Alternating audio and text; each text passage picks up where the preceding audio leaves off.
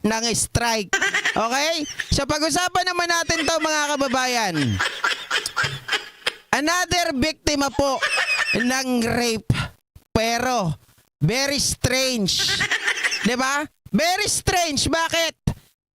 Sabi niya mga ka-GP, siya daw po ay sinalya sa CR nitong si Antonio Lagdameo.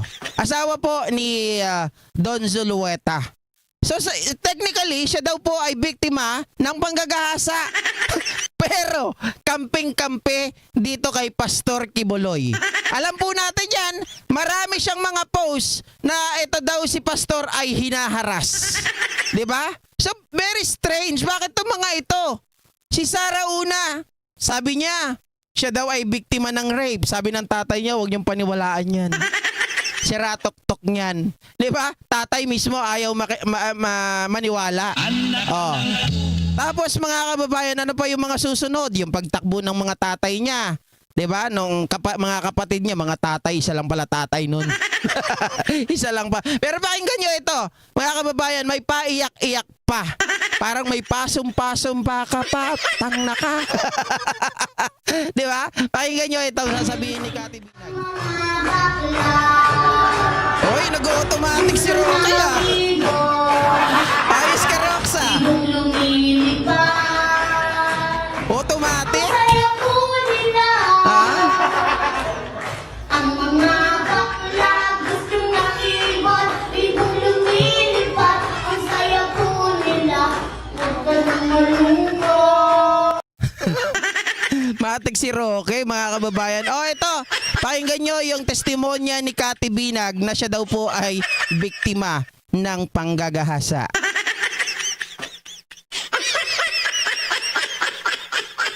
Kati. You're a rape victim. Mhm. Alam ko yung mga iba dito, hindi yun narinig. Kung napanood nyo yung video ni Cathy doon sa sa third floor. Alam mo, naiyak ako doon. Nung Uy, may pag-iyak-iyak pa. Dagdag yan talent P ha. Ano para maniwala? Mga kababayan, oo, nandun tayo umiiyak. Ako mabilis akong dali ng pag-iyak eh. Kaya lang, it really very strange to me that a victim of a rape. Oy, sa mga bago lang dito ha.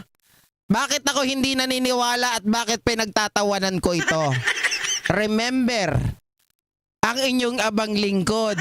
Ganito lang ako, pero alam ng asawa ko, mga kababayan, that I am a victim of rape. Bakit? 3 bakla yung nanggahasa sa akin nung 10 years old ako. 'Di ba? Kaya galit ako, mga kababayan, sa mga rapists. Galit ako doon sa mga nanggagahasa. Pero nyo, nagpagupit lang ako, chinupit ako.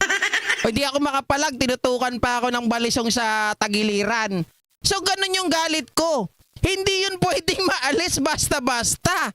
You are a rape victim as you said, tapos ikaw, kampi ka sa rapist. Diba? Oh. Hindi, totoo yun, Ay Chang. Hindi ako nagbibiro. Ngayon mo lang ba narinig yon? Kaya nga, dati galit ako sa bakla eh. Dati galit ako sa bading. Pag nakakita ako ng bading, nanununtok na lang ako bigla. Kung hindi ako manununtok, nangahampas ako ng bato sa leeg. Ganon. Irene Ribas, shout out. Fire Rob. Oy, Irene Ribas, ngayon ka lang nag-sub. Ikaw gaya-gaya ka kaya Ninitas Vlog Oo, totoo yun, mga kababayan. Visit na visit ako doon. Until such time, no, syempre naging, naging matured na ako.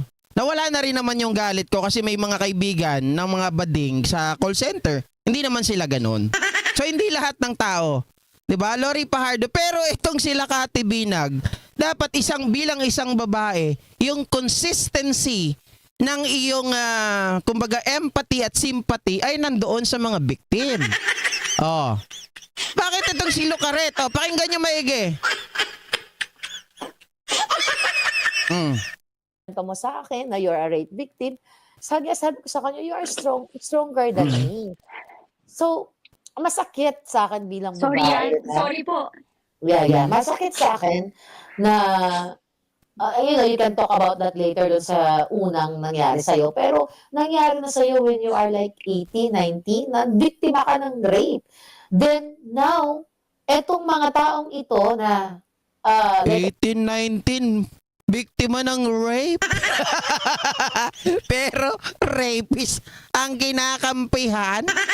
Anak ka ng tinapa. Ano yun? Pag kasi ganitong ang pumapasok sa isip ko, biktima ka ng panggagahasa. Tapos kinampihan mo, yun ang gagahasa. Parang nire-rape ka. Tapos sige pa. Parang ganun ang dating. Di ba? Totoo. Tapos iiyak-iyak ka dyan, nimal ka. Biktima ka. So dapat ipaglaban mo, kampihan mo yung mga biktima. Parang nung habang ikaw ay niyuyod-yod Sige pa. Tama ata yung sinabi niya nung nakaraan. Ano ba yun, mga kababayan? Naalala ko yung sabi niya. Di ba yung paggamit niya kay God? Ma-Bible verses siya sa kanyang page, di ba? Kaya nga sabi ko, bakit lahat ng pagkakataon ginagamit nito si God? Pati pag niyayari siya, oh my God, oh my God. Oh, grabe to si Ate Binat. Matindi. ang nagdamay actually, na binalya ka sa CR. Alam ko malungkot, ba't talhin mo kami dun sa moment na yun? Ano ba nangyari talaga dun? Yung ano kasi, parang, Sabi ni Biyahero, hindi babaero. Torpe ka lakay, mangmanganak. Nagpugsok atoy kan nga adobo. Sorry naman. yun ako kasi, parang sabi ko nga, simula nung may nangyari sa nalip ako. Ano siya, parang feeling ko wala nang magseseryoso sa akin. Oy, ano? Bayaran, Luisa Santos? Magkano bayad sa akin? Luisa Santos! Easy ka lang, ha? May panauhing pantanga tayo dito. Paano ko naging bayaran? Subukan mo kayang pagkumparahin.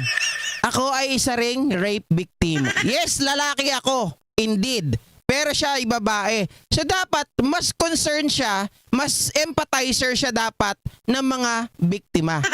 Pero bakit kinakampihan niya itong si Kibuloy? Ano, malasara? Tapos sasabihin niyo, bayaran ako? Magkano binayad? 51 billion? Tatanggapin ko po. Thank you. My God, I hate traffic. Thank you. And so, whoever is there, parang, mahal ako na ito. Parang sige, pagsisilbihan ko to. Parang iyan na yon. Parang slave. Alam mo yung ganun. Diba? Oy, kaya daw dumami anak niya. dahil nga daw siya ay biktima, mga kababayan, kapag meron daw siya na in love daw siya, oy, pagsisilbihan ko to. Kasi baka ito lang magmahal sa akin, ganun daw. Oy, mapagbigay. Oy, magsama kayo ni Robin. In hit. Kasi iniisip mo na, wala na wala namang seryoso. So, syempre, hindi naman ako nagka-boyfriend noon. Kahit i-kalkalin nila, grade school, high school, never ako nagka-boyfriend. Talaga. So, nung nangyari to sa akin, na-shock ako. Kasi diba, parang, Paano kaya yun na-shock, mga kababayan? Paano yung na-shock? Oh, sige pa. Sige pa. Di ba? Ganun ba yun na-shock, Kati? Jasmine Marimar. Oh. respect, na parang, yung parang you respect them, then you thought, edukado. Guys, sa mga baka mamaya hindi nyo natitripan yung trip ko, ha. Baka mamaya po merong mga maka-misunderstood sa sinasabi ko. What I am saying is my reaction kung ano po yung pananaw ko dito, bakit niya kinakampihan yung isang marami pong nagsasampa ng kaso na sila ay ginahasa, pinagsamantalahan ni Kibuloy. 'Di ba? Ito si Kati Binag, sabi niya, she is a victim of rape, pero mga kababayan, may paiyak-iyak pa, kinakampihan niya po si Kibuloy. So, kumbaga, medyo dinadaan ko sa biro ito kasi may sarili po akong karanasan. Hindi ko po siya kinukutya. Kaya lang mga kababayan, dahil nga po sa kanyang pabago-bagong testamento, sa kanyang hindi po spontaneous na pagsasalita, at napaghahalata artista lang po itong si Cathy Binag. Sa susunod po, ito po ay vlogger na po. Diba? And showin niya. Tapos parang nag-CR ako. Tapos sumunod siya. Tapos sabi tapos yun na, bigla lumabas. Ano? Red Bullet, I'm coming. I'm coming. Gago. Loko. Ako, bigla nagulat ako. Hinila na ako sa CR ng lalaki. Tapos naitulak ako. Ano mo yun? Parang, Ano yung words niya? Nung tinulak ka niya? wala, sabi lang niya sa akin, come on, Cathy, come on. Sabi niya, I know naman that you like this too. Tapos sabi ko, Sabi ko, She is pertaining to Anton Lagdameo. no. Sabi ko, sinulak ko siya. Tapos, sobra siyang lasing eh. Sobra siyang bangag na lasing. Hindi ko na maintindihan kung more on lang eh. Hindi ko alam kung, kasi kapag kunwari sobra kang high, dapat gising ka eh, di ba, sa cocaine? Yeah. Hindi, alam mo yung ginagawa mo, malakas lang yung loob mo. So, nakakakilabot. Kasi, So, doon pa lang inconsistency na sinasabi. Di ba? Mga kababayan, kung bangag, ba't nalasing? Di ba? Paano ka nakatakas dun sa, di ba, tinulak ka niya, come on, Cathy, I know you like it. You like kasi it. yung CR na lalaki, hindi siya nasasara. So, Okay. may CR. Okay. Kasi, it's, yung flooring ng restaurant ko, it's all wood. So, pag may maglalakad, maririnig mo. I think he's so sensitive kasi nga, di ba, pag ganun, di ba, parang natulak ko siya eh. Tapos I run. Tapos hindi ko alam kung anong mararamdaman ko that time. Tapos napaupo lang ako. Kasi nag-recall eh. Alam mo yung bumalik yung lahat. Yeah, Yung I know yung that flashback. Yeah. Oo, Correct, Maria Felix. Si Cathy, sa totoo lang, ginagamit at nagpapagamit. Sa totoo lang, maawa ka sa mga anak mo. Kinakaladkad mo na ang mga pangalan. 18 daw, Mary Rose. 18 years old daw siya noon. parang, tapos na to eh.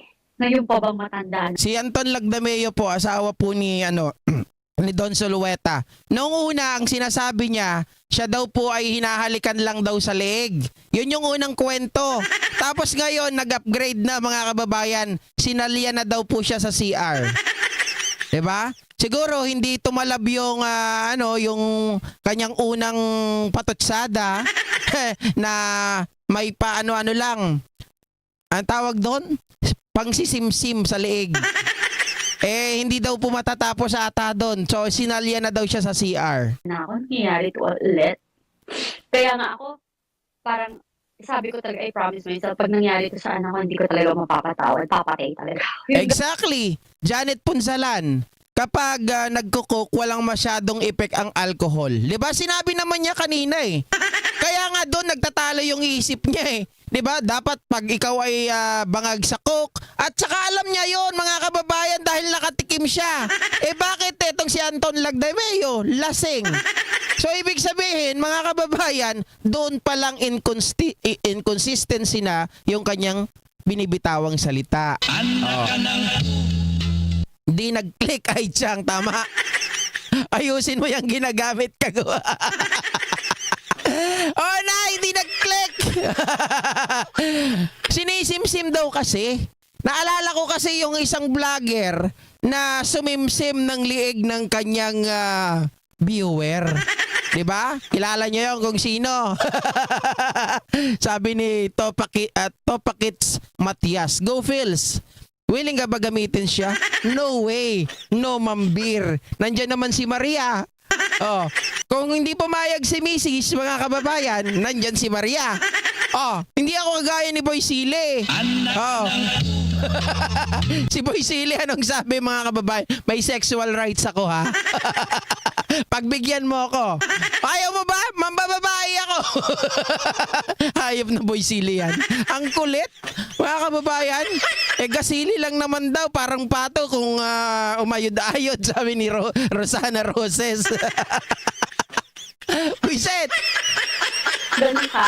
Yung gano'n as a mother. Oo, tapos kaya nga, for the longest time, parang wala akong, may mga nakaalam, taga Davao din yan. Shoutout Ma'am Priscilla Kujima.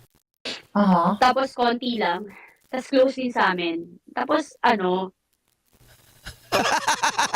Sabi ni Sir Carlos Maglasang, good evening sir, ano ba yan? Nag-withdrawal o pangagpa? Hindi ko alam dito eh. hindi ko makwento. Hindi ko makwento. Okay lang. Kasi, pinoprotect mo din siya, di ba? Kaya nga, Yeah. ang sakit-sakit sa akin nung naghiwalay kami na ako pa yung pinasama, na ako yung maraming masamang experience. Oh, na naghiwalay daw sila mga kababayan ni Tony Boy Florendo. Kaya ka nga hiniwalay yan, biruin mo, pinasundan ka ng tao habang kayo, anak ka ng depaklong mga kababayan. Ayon po ayon, hindi sa akin ang galing. Doon sa lumalabas na balita, ay ito daw si Cathy Binag, pinasundan sa private detective. Nung sinundan mga kababayan, nakikipag-date daw kay yung Toledo. Di ba? Oh. So sinong hindi hiwalay sa'yo? Teka, nakwento mo to kay Tony Boy, di ba? May sabi niya, Nakwento ko. at ang sabi niya, hayaan mo na, ano ba yung sabi niya? Sabi niya, ayaw mo, lasing lang yun, saka Lasing sabog lang lang yan. Sabog lang ako. Oo, ganun yung ano niya sa akin. Kasi Kalokohan? Mga kababayan, nako kung ikaw ay pinagtanggaan o kaya ikaw ay talagang pinagsamantalahan, pwede bang yung pabayaan mo na? Di ba? Pwede ba yon? Hindi po pwede yon. Kalokohan yun. Kahit sa aspeto tayo tumingin, hindi pwedeng pabayaan mo na. Yung kay Badong nga, mga kababayan, yung sinimsim Oh, hindi pinagbigyan Ikinalat Ikaw pa kaya? Hindi mo ikakalat sa mga kaibigan mo? Di ba? Hindi ka magpapablatter o magsasampa ng kaso? kasi minsan nun, saka, he's taking. Kaya mo na, sabog lang yan. Sabi ko, baka hindi ka nakilala. Sabi ko, paano niya ako hindi makikilala? Hello. Tapos hindi nga lang first time in front of other people. Talagang sinabi niya, Cathy alam mo naman, malapit lang yung bahay natin. Di ba, malapit lang yung bahay natin. Kapag hindi na kaya ng tito ko. Oh my God. Nandyan lang ako. Di ba, parang, sabi ko, mali. Paano ka nag-heal or nag-recuperate dito sa experience na to? Siyempre, kung, di ba, Ito na yung sinasabi ko sa inyo kanina. Ito na yung sinasabi ko sa inyo. Kung ikaw ay, mga kababayan, totoong rape victim, up until now, hindi mo yan basta-basta mapapatawad. Up until now, gagawa ka ng paraan. Di ba? Ako nga, sabi ko nga sa'yo, nagkaroon ako ng madaming record Diba? Nang panggugulpi sa mga bading. Napupunta ako sa guidance. Napupunta ako kung saan-saan. Pinapatayo ako ng teacher ko dahil pag nakakita ko ng bading suntok, ang inaabot. Eto pa kaya mga kababayan? Huwag niyang sabihin na, hindi, babae kasi ako, lalaki ka. Hindi ganon. Dahil ako lalaki nga, oo. Pero mas malaki ang nawala sa isang babae kapag totoong siya ay ginahasa. 'Di ba? Sorry, mga kababayan, baka meron na namang hindi makakaintindi dito. Seryosong usapan, patawa ng patawa. May mga nagpapatawa doon sa kanyang background. Yung pagpapatawa na to, this is my protection sa copyright, sa strike. Dahil ang pinag-uusapan natin, medyo, sensitive. Kaya nilalagyan ko po ng ganito, mga kababayan. Baka susunod niyan, di nyo na makita channel ko. 'Di ba? normally, kapag ganitong nangyayari sa isang babae, iiwasan mo yung taong yun or it's either you file a case against him. Right? Did you ever think na mag-file ng case against him or paano mo, for sure, hindi mo pinurso yun. paano mo iniwasan? Iniwasan mo ba siya tuwing pupunta siya doon? Kasi kapag Napansin nyo ba pilit na pilit ang pag-iyak? Kaya hindi ako naniniwala mga kababayan eh. Yung pag-iyak ay medyo tinatakpan yung kabilang mukha eh. 'Di ba? Hindi mo talaga sabi ko na artista. anak niya to eh. They're always go, di ba? Yeah. Doon Sa house niya, Mhm. sa bahay niya, sa restaurant. Parang, civil ako, pero ayoko talaga to be around him. Ayoko talaga. Parang, Do you think alam to ng wife niya, yung mga ginagawa niya? Sige, tuloy mo pa, Kati, sa susunod niyan, mga kababayan. Si Don Zulueta na ang magkakaso sa'yo. Remember, si Don Zulueta, private citizen yan. Ang asawa lang niya ang ano, di ba? Ang asawa lang niya ang nasa politika. Oh. alam na may pagkababaero siya. Mhm. Hindi, ang alam ko, hindi lang kasi ako yung naganito niya.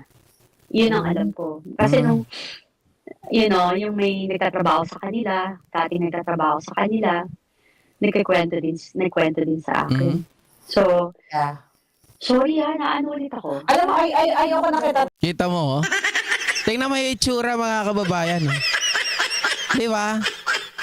Hindi halatang hindi wala sa puso eh. Sa totoo lang eh. Ramdam ko yan, Kati. Ako, kahit masasabi mo yan, sa panaginip, sa bawat pagkilos mo, di ba? Sa kahit anong gawin mo, kahit mag-CR ka, kahit mag-aral ka, iidlip ka, makatulog ka, lahat yun ang nasa isip mo. Di totoo. Pero wala akong narinig sa kanya na ganun eh. Na hindi siya mapakali, na aligaga siya. Wala, mga kababayan. Parang nasarapan talaga, sabi ni Los Angeles eh. Kaya hindi nagkaso. Pwede na! Di ba? Parang nasarapan eh. Sige pa, I'm coming. Anak ka ng tipaklong. Tanungin, mga kababayan, ayaw na katanungin doon sa first na yung victim ka ng rape kasi napag-usapan mo na yun. Ayoko nang masyadong masakit na memories. I know we're gonna cry together. Pero doon sa mga palaga, nandoon po yung revelation ni Miss Cathy sa third floor studio. Panoorin nyo, nandoon yun eh. Kaya nga na-shock ako na you're very spontaneous habang pinapanood. Ano? Very spontaneous? Lahat nga doon lumalabas lahat ng lihim niya eh. Mapagbintang pero siya pala itong may gawa. Di ba? Mga kababayan, kayo nang bahalang umusga. Ayaw kong impluwensyahan kayo pero bilang isang rape victim, as I myself, di ba, sinasabi ko po sa inyo, iba ang pakiramdam. Daramdamin mo yan hanggat hindi ka nakakaganti sa tao na yan, hanggat ikaw ay hindi mo nakakasuhan yung tao na yan. 'Di ba? Ako nga, sorry, iba yung nagsaper sa akin dahil iba yung mga nabugbog ko. Siguro yung mga bading na yun patay na. Di ko na napagkikita eh. Pero yung mga tao na iba, sila ang nagsaper sa akin. Dahil di ko naman kilala yung tatlo eh. 'Di ba? Nakatira ako sa isang lugar tapos nagpagupit ako doon sa kabilang barangay. Hindi ko talaga kilala. At saka takot ako noon 10 taon, mga kababayan. Kaya nga nagtataka misis ko sa totoo lang. Tuwing may makikita kami, 'di ba? Tuwing may makikita kami mga kaklase ko dati. Anong pakilala ko? Ayan, kasuntukan ko dati. Ganun ang pakilala ko kay misis. Ano, lahat ng nakikita natin, kasuntukan mo. Ganun ako ka-bad boy dati.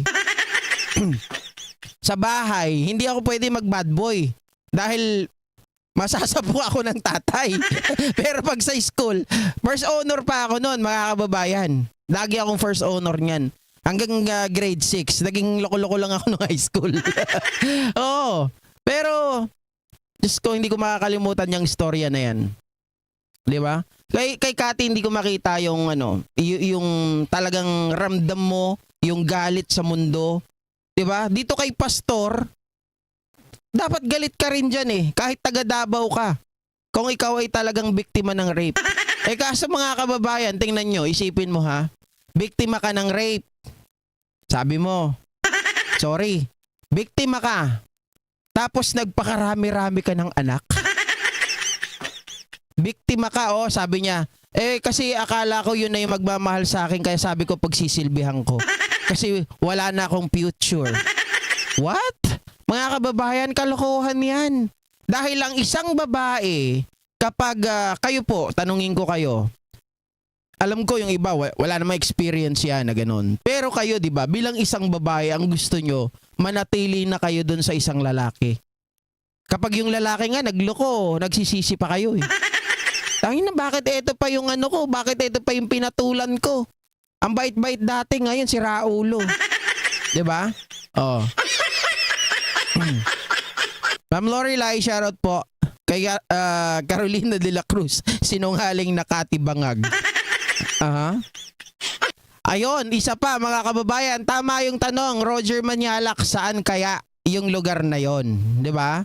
Bakit hindi niya masabi? Hindi niya, kumbaga, dapat mabanggit niya yun eh, yung lugar na yun. Kasi ako tandang-tanda ako pa eh. Sa Chupitan ako, na-chupit. Diba? Alam ko pa kung saan yung pwesto na yun. So babanggitin mo yung mga bagay na yun talaga eh. Diba? Okay?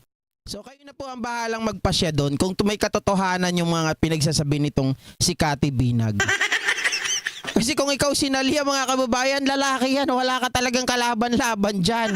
At kung ikaw ay nabokelya, you suppose and you should, diba, sue this man.